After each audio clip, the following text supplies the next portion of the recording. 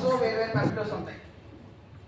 ఇక్కడ ఏమవుతుంది అని అంటే బ్రీఫ్గా నాకుండే ఎక్స్పీరియన్స్లో చెప్పాలంటే జీవితం అంటే ఇది రియాలిటీలో ఇది ఉంటుంది. అంటే చిన్నప్పుడు మనం పాఠాల్లో చదువుకున్నది, ఆ తర్వాత మళ్ళీ మనం సినిమాల్లోనో చూసింది, ఇవన్నీ చూసి జీవితం అంటే ఇది అని నిర్ణయించుకునే లోపే మన జీవితంలో చాలా తప్పులు జరిగిపోతుంటాయి.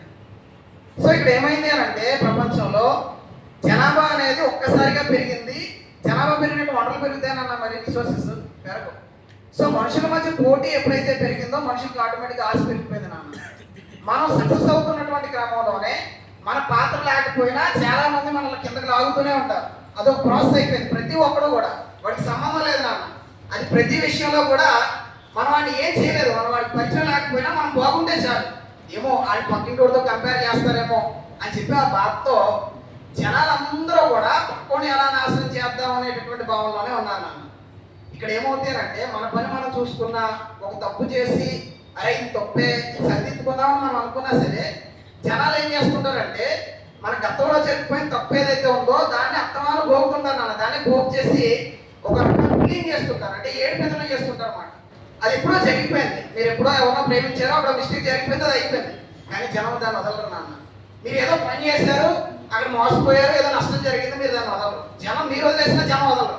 అరే నువ్వు ఇప్పుడు అది చేసేవరా, నువ్వు ఇప్పుడు ఇచ్చేసేవరా అని జనాల్లో ఉండేటటువంటి దాని ప్రకారం చేస్తూనే ఉంటారు. ఇప్పుడు ఒక ఇన్సిడెంట్ జరిగింది అనుకోండి, మనకి నచ్చే వాళ్ళందరికీ కూడా మనం ఎలా కనిపిస్తాము అని అంటే ఒక సూర్యునికి బుద్ధి చెప్పినటువంటి ఒక లక్ష్మణులా మనకు కనిపిస్తుంటాం. మనం నచ్చలేని వాళ్ళందరికీ మనం ఎలా కనిపిస్తామంటే వీడు ద్రౌపది చీర లాగినటువంటి దుర్యోధనుడు అని చెప్పి కనిపిస్తాం. ఇక్కడ ఓవరాల్గా మన వాళ్ళు కాని వాళ్ళు అంటే వరుసలు, ఫ్రెండ్షిప్లు ఇవన్నీ ఫ్యాషన్ అన్న, ఇవన్నీ అబద్ధం.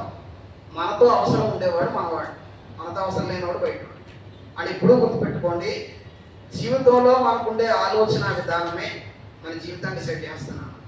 నువ్వు ఎలాంటి పరిస్థితులు ఉన్నా, నీకు ఎన్ని అవకాశాలు వచ్చినా నీ మైండ్ అనేది నెగిటివ్ ఉందనుకోండి, నీ జీవితాన్ని నువ్వే కోల్పోతావు. కానీ ఎన్ని జరిగినా నీ మైండ్ అనేది పాజిటివ్ ఉందనుకోండి, నువ్వు సక్సెస్ఫుల్గా ఉంటావు నాన్న. జనరల్గా మనం ఏం చేస్తాము అంటే మా నాన్న కొంచెం సపోర్ట్ ఇచ్చుంటే బాగున్నాను, ఇంకా మంచి స్కూల్లో చదువుకుంటే బాగున్నాను, ఎర్లీ ఏజ్లో కూర్చుంటే బాగున్నాను, లేదా గతంలో తప్పు చేసి ఉండకపోతే బాగున్నాను, గతంలో అలా జరుగుండకపోతే బాగున్నాను, నేను అందరిలా మంచి హెల్తీగా పుట్టుంటే బాగున్నాను, ఏ డిఫికల్టీ లేకుండా మంచిగా పుట్టుంటే బాగున్నాను, మంచి హయ్యర్ క్యాస్ట్లో పుట్టుంటే బాగున్నాను, డబ్బున్న ఫ్యామిలీలో పుట్టుంటే బాగున్నాను, సిటీలో పుట్టుంటే బాగున్నాను. సో ఇలా రకరకాలుగా ఉంటాయి. అవన్నీ మా సక్సెస్ కారణమే కాదు నాన్న. సక్సెస్ కారణం కేవలం ఇక్కడ మాత్రమే ఉంటుంది. అదేంటి అని అంటే అనుక్షణం నీలో కష్టపడాలి అని తపన ఉంటే నిన్ను సక్సెస్ నుంచి ఏ ఒక్కడో దూరం చేయలేడు.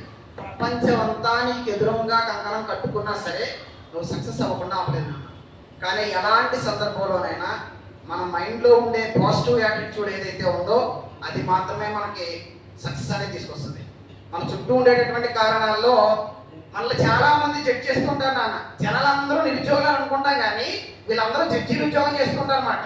అంటే మనం ఏ బట్టలు వేసుకున్నాం, మనం బాగా నడుస్తున్నామా లేదా, మనం బాగా మాట్లాడుతున్నామా, మనం ఉద్యోగం చేస్తున్నామా, పిల్లలు కంటున్నామా, ఇవన్నీ వాడికి ఎందుకో తెలియదు. మనకు లక్ష్యం అంటూ ఉంటుంది అన్నమాట.